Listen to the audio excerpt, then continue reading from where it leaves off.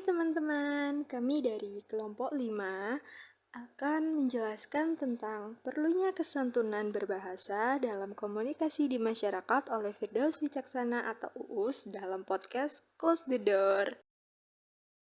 Di kelompok 5 ini ada Nikola Sangling Putra, Putri Arum Pirani, dan Bilqis Aisyah Oktaviana. Pada PPT ini, kami akan menjelaskan pendahuluan, jenis pelanggaran, efek dari pelanggaran, dan kesimpulan. Jadi, pada bab 1 pendahuluan ini, kami akan menjelaskan poin-poin yang ada di dalamnya. Jadi, pada poin bahan penelitian ini, sebagai sumber dari penelitian kami menggunakan salah satu video dari channel YouTube Deddy Corbuzier dengan narasumber podcast yaitu Rizky Firdaus Wicaksana atau yang biasa disebut dengan nama panggilan Uus yang dipublikasikan pada tanggal 26 Juni 2020. Pada poin yang kedua yaitu pengertian. Pengertian dari kesantunan merupakan tata cara, adat, atau kebiasaan yang berlaku dalam masyarakat. Kesantunan merupakan aturan perilaku yang ditetapkan dan disepakati bersama oleh suatu masyarakat atau budaya tertentu, sehingga kesantunan menjadi prasyarat yang disepakati oleh perilaku sosial. Oleh karena itu, kesantunan ini biasa disebut dengan tata krama. Lalu poin yang ketiga yaitu ada teori pembahasan. Sebagai dasar untuk mengidentifikasi pelanggaran ini, penulis menggunakan teori dari Leach pada tahun 1983. Dalam teori tersebut, prinsip kesantunan terbagi menjadi 6 maksim sebagai berikut. Yang pertama ada maksim kearifan, yang kedua maksim kesederhanaan, yang ketiga maksim pujian, yang keempat maksim kerendahan hati, yang kelima maksim kecocokan, dan yang keenam maksim kesimpatian. Lalu pada poin yang keempat yaitu fungsi, di mana menurut Chair pada tahun 2010 mendefinisikan fungsi kesantunan berbahasa terbagi menjadi 5, yaitu fungsi yang menyatakan atau deklaratif. Lalu yang kedua yaitu fungsi menanyakan atau integratif. Lalu fungsi yang ketiga yaitu fungsi menyuruh atau imperatif, termasuk fungsi melarang, fungsi meminta maaf, dan fungsi mengkritik. Selain itu, fungsi kesantunan atau kesopanan bahasa sendiri yang banyak dipikirkan masyarakat Indonesia adalah menghormati lawan bicara kita dan biasanya akan dibagi dalam beberapa tingkatan untuk menggunakan contoh anak muda hormat kepada orang yang lebih tua ataupun atasan dan bahasa formal dan lebih santai untuk berbicara dengan orang yang lebih tua dari kita. Pada bab 2 jenis pelanggaran ini, kami akan menjelaskan poin-poin yang terdapat di dalamnya. Jadi pada poin pertama teori kesantunan menurut Leach ini, Leach membagi prinsip kesantunan menjadi 6, yaitu maksim kearifan, maksim kedermawanan, maksim pujian, maksim kerendahan hati, maksim kecocokan, dan maksim kesimpatian. Makna dari masing-masing maksim yaitu yang pertama maksim kearifan, di mana maksim tersebut menyatakan bahwa setiap peserta pertuturan harus meminimalkan kerugian orang lain atau memaksimalkan keuntungan orang lain. Lalu yang kedua ada maksim kedermawanan, yang dimana menjelaskan tentang sikap menghormati orang lain.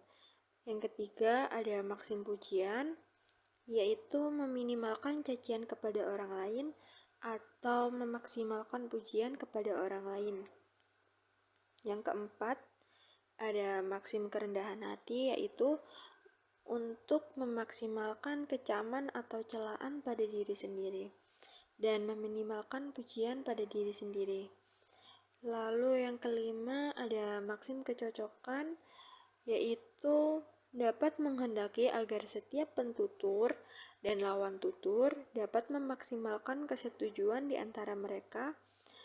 Dan maksim yang keenam adalah maksim kesimpatian, yaitu yang mengharuskan semua peserta pertuturan untuk memaksimalkan rasa simpati dan meminimalkan rasa antipati kepada lawan tuturnya.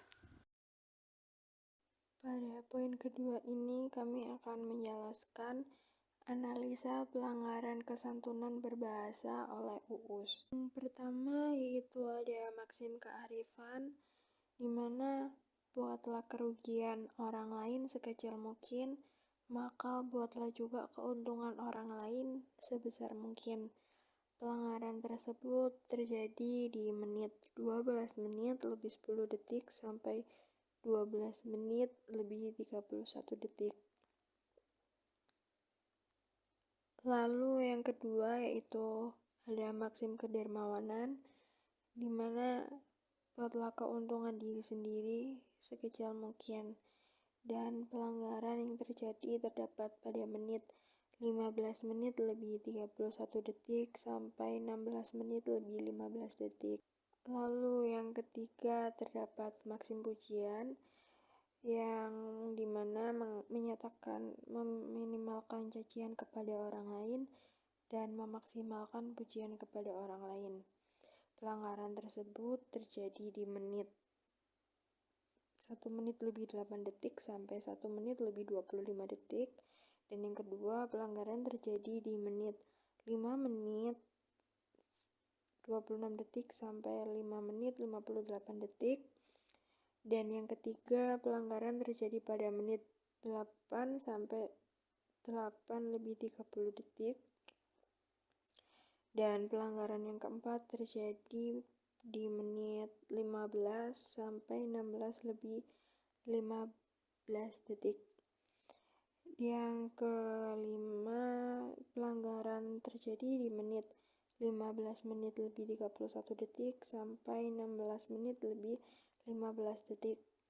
Dan yang terakhir, keenam, pelanggarannya terjadi di menit 17 menit lebih 40 detik sampai 18 menit lebih 10 detik. Lalu yang keempat yaitu maksim kecocokan, di mana menghendaki agar setiap pentutur dan lawan tutur mendapat memaksimalkan kesetujuan di antara mereka. Dan pelanggaran terjadi pada menit 1 menit lebih 8 detik sampai 1 menit lebih 25 detik. Dan yang kedua, pelanggarannya terjadi pada menit 15 menit lebih 31 detik sampai 16 menit lebih 15 detik. Pada bab 3 ini kita akan membahas efek dari pelanggaran. Berikut contoh dari efek pelanggaran kesantunan berbahasa sebagai berikut.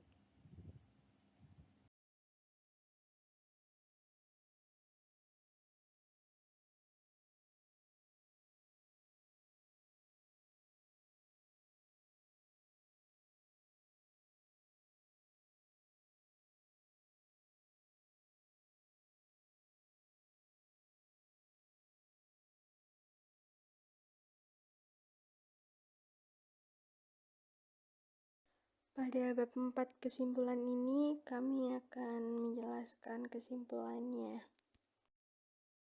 Dari kesimpulan ini, dapat disimpulkan berdasarkan hasil analisa dari podcast Close the Door, bahwa penggunaan bahasa yang digunakan oleh Deddy Corbuzier dan UUS di dalam podcast tersebut terdapat penggunaan bahasa gaul.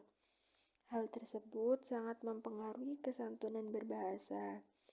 Penggunaan bahasa gaul pada masa sekarang dapat memudahkan semua orang untuk mengekspresikan diri kepada lawan pembicaranya.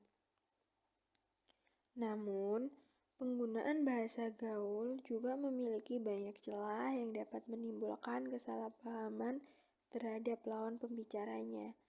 Pada podcast Close the Door, UUS melakukan pelanggaran kesantunan berbahasa. seperti yang dikatakan Uus saat memperingatkan sikap Deddy Corbuzier dengan sebutan anjing.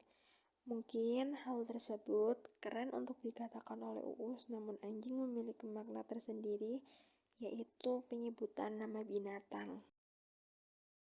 Sekian penjelasan dari PowerPoint kami yang menjelaskan tentang perlunya kesantunan berbahasa dalam komunikasi di masyarakat oleh Firdaus Wicaksana atau Uus dalam podcast Close the Door.